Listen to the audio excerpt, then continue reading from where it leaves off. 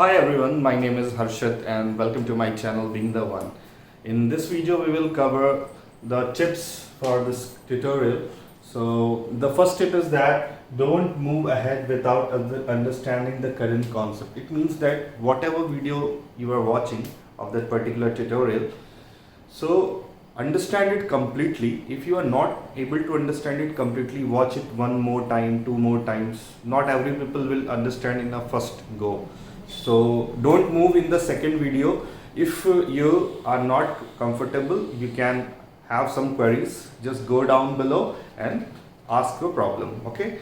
The second point is that you must not only theoretically grasp the points, you must also practically code it in your editor, and so that you can fully implant that concepts in you. The third point is that stay positive and motivated. It means that this course will be long, so you must be persistent. As I have written here, you must stay positive and motivated so that you can successfully complete this course. Okay, a programmer becomes good when it's not a one-day concept. A programmer becomes a good programmer in not just one day. It takes time, it takes a lot of work, hard work. Okay, and frustration will come. You just need to keep it aside, be persistent.